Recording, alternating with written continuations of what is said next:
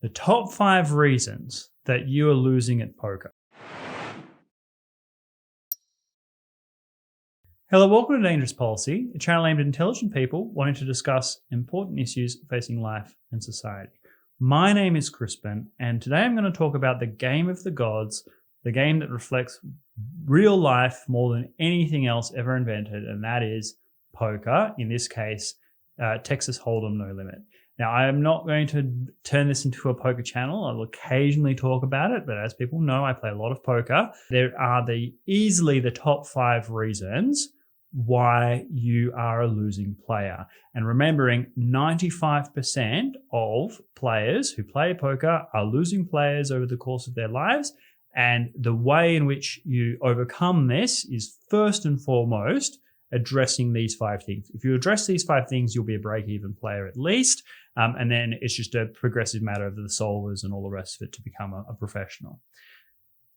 Number 5, not accurately calculating one's outs. Okay, and by that I mean, let's say you have a flush draw and you're confident that if you get your flush, you'll have the best hand. What percentage of chance do you have to hit that flush? What is the maximum amount that you can call a bet to justify chasing for that flush, right? Now, there's a very useful, simple rule, the rule of 2 and the rule of 4. If you know how many outs you have, then the number of cards that come out, you times it by 2 or by 4. So if you have 1 card to come out, and let's say you have 9 outs for a flush, you times 9 by 2, which gives you 18%, roughly how much chance you have of hitting your flush. If you have 2 cards to come out, it's 9 times 4, right? In this case, close to 36%. It's not exact, but it's a useful rule of thumb and it'll help you avoid some egregious errors. So calculating your outs, calculating your pot odds, and also realize when you don't have proper outs. So let's say there is a paired board and you think your opponent has 3 of a kind. Well, some outs that would give you a flush are likely to give them a full house. And that can be devastating for you because you end up hitting your hand, getting really excited. Yes, I've got them, right? You pile in a huge amount of money only to lose it all by advancing to the second best hand, right? So not calculating your outs is coming in at number 5. Number 4 is not being positionally aware. Every single hand, the button moves, the blinds move, and there is a different change of order of play as to where you sit in who has the action behind you. If you are in early position and you have a lot of people behind you to act, you have to play accordingly. That means that you have a much narrower way of hands in which to choose and make sure they can stand up to a lot of pressure.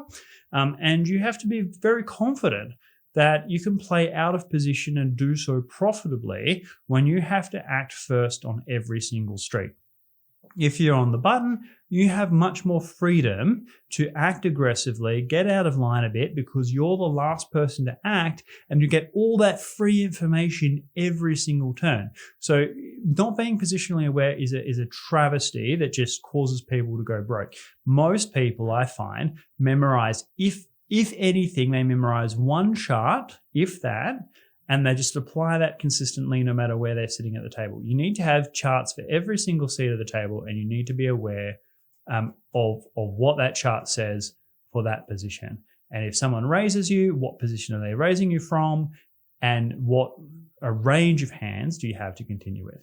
I know that sounds a bit complicated, but it is absolutely essential. The rule of thumb is simple though. If you're in early position, play stronger hands than you are in later position. Number 3, not thinking about the player types you're playing against, right?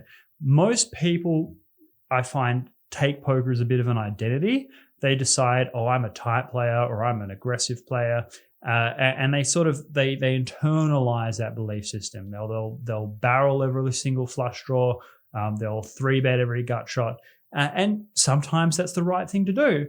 often it's not, and it really depends on the players you're playing against. So, for example, if you're playing against a table filled with very tight players who'll only get their money in with big hands, then it really pays to bluff because you'll get a lot of folds. But if you have calling stations, people who call down with bottom pair no matter what they have, then bluffing them is just setting your money on fire, right? What you do with those players is you wait till you have a decent hand that can be called by much weaker hands, and you bet into them and they call you all the way down and you take all the money, right? So you have to be flexible. You shouldn't have a player type is what I'm saying. Your player type should be playing sound, fundamentally good poker that is highly responsive and reactive to what the table is and is giving you, right? Coming in at number 2 is not thinking about ranges. People look at their hands and think of their absolute strength, okay? So let's say you have king 4 of diamonds, right? And the flop comes 4 king jack, right? Well, you've got top and bottom pair.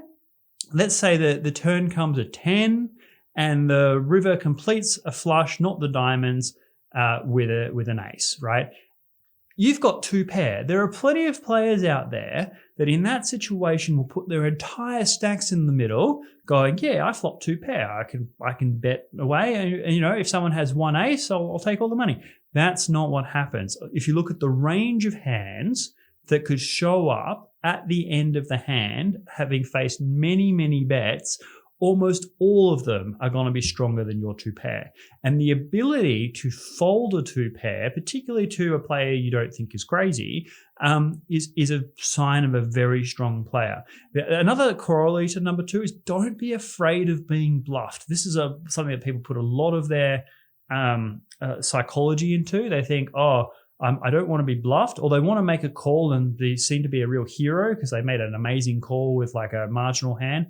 Don't be silly. You don't need to do that. This isn't a game of ego.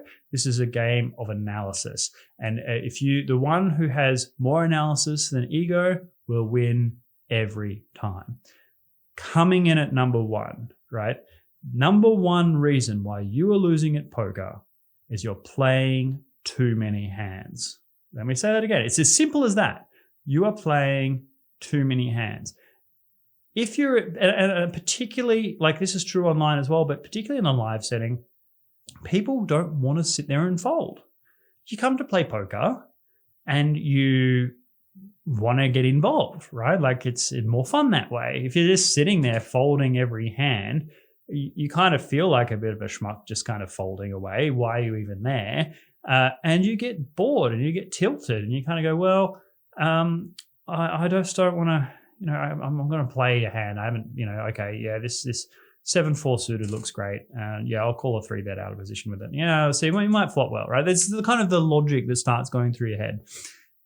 You don't want to do that. What you want to do is be disciplined. That is just as a corollary to the number 1 reason you're losing at poker, the number 1 successful determinant is discipline, right? You'd be disciplined. Be patient. Know that over the course of 1,000,000 hands, there'll be periods of time where you just have to sit there and fold because you're getting nothing, right? And then you'll be able to take advantage of that image you've created as a really, really tight player, and that will improve your bluffing frequency. So there are advantages with everything. Make sure that you only play your ranges, that you're positionally aware, that you don't do anything completely radical if you don't have to, or you don't have good reads on your opponents and understand how they're playing. And that will get you those 5 things, right? Those 5 things will get you to break even, right? At least. And I mean at a competitive level. If you can do those 5 things alone, you will overcome the biggest deficits in your game.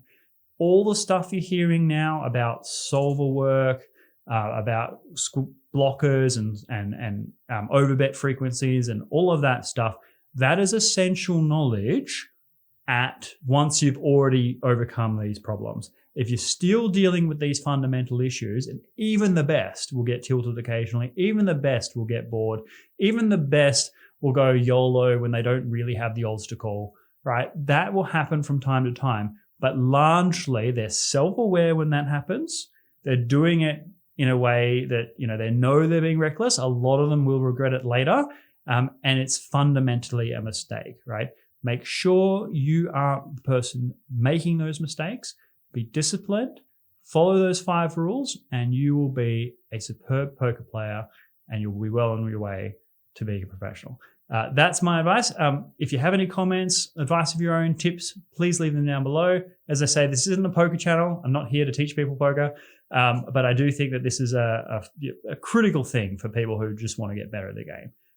Thank you very much for listening, and I will see you next time.